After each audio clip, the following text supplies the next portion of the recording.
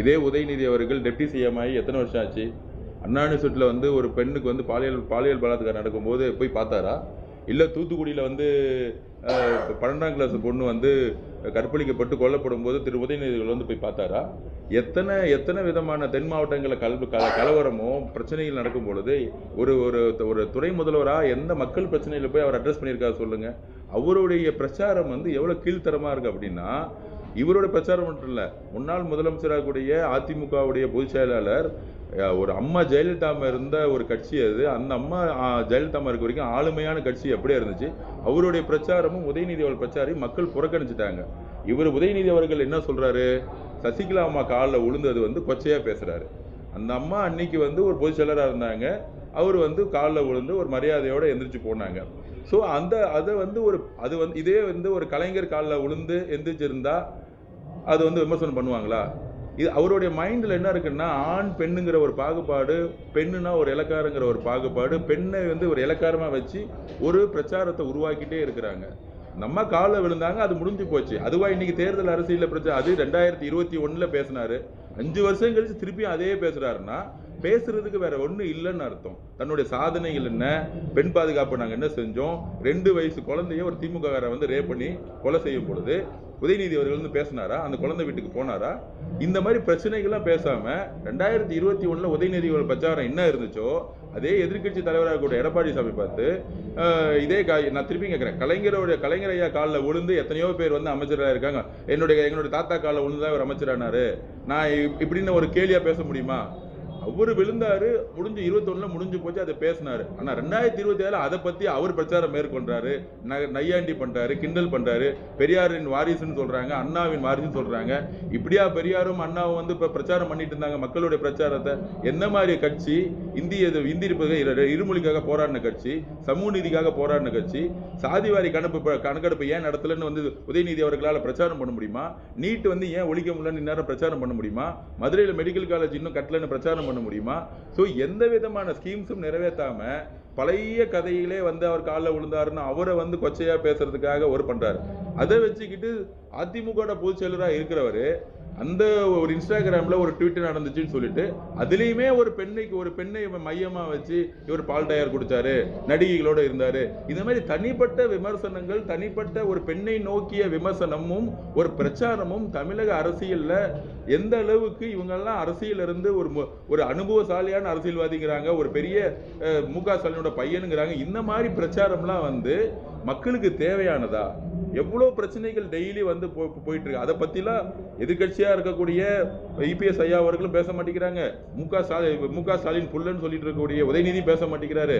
So அவங்களுக்கு எங்களுடைய தலைவர் பிரச்சாரம் பண்ற முறையை பாருங்க.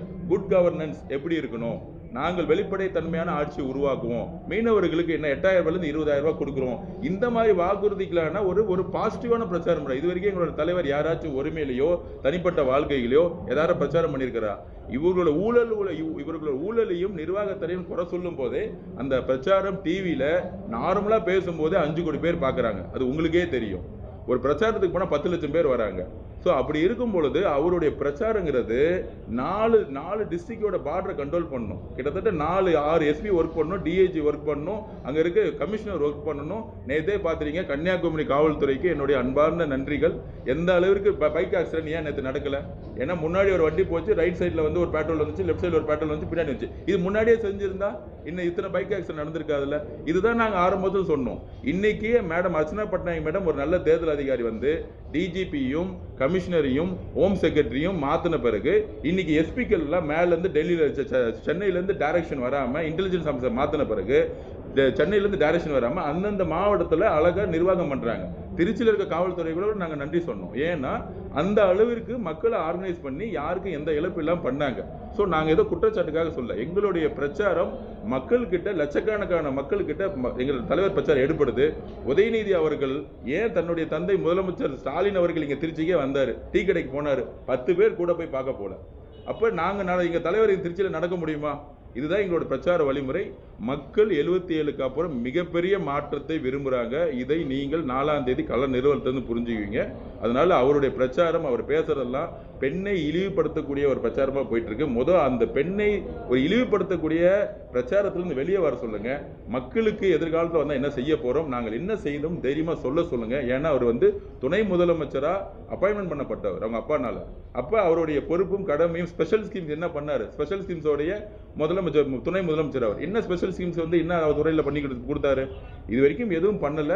அதனால பழைய 21 என்ன பேசினாரோ அதே ஸ்கிரிப்டை பேசுறாரு. இதுக்கு அரசியல் அறிவும் ஞானமும் இல்லாத ஒரு துணை முதலமைச்சரை தான் மக்கள் பார்த்துட்டு இருக்காங்க. அதோட பிரச்சாரமே ஒரு கீழ்த்தரமான பிரச்சாரங்கள் பதிவு செய்யறோம்.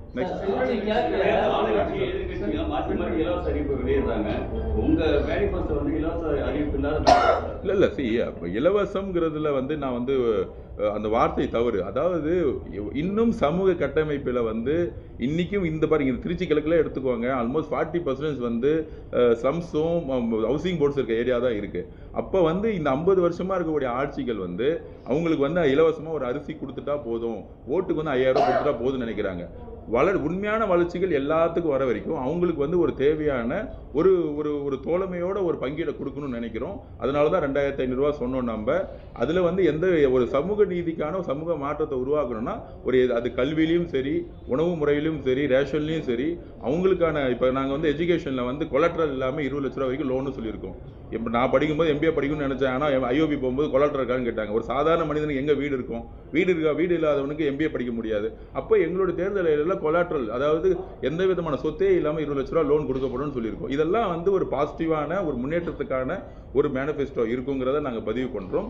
தேவையில்லாத பொருட்கள் இந்த மாதிரி 8000 ரூபாய் கூப்பன் கொடுக்கறது, இதெல்லாம் தேர்தலில் திமுக தான் தேர்தல் கதாநாயகன் எப்பவுமே சொல்லுவாங்க. ஆனா தேர்தல் அறிக்கை வந்ததுன்னு தெரியல, போதுன்னு தெரியல, தேர்தல் அறிக்கையிலையும் திமுக தோல்வி அடைஞ்சிருச்சுங்கிறத நான் பதிவு.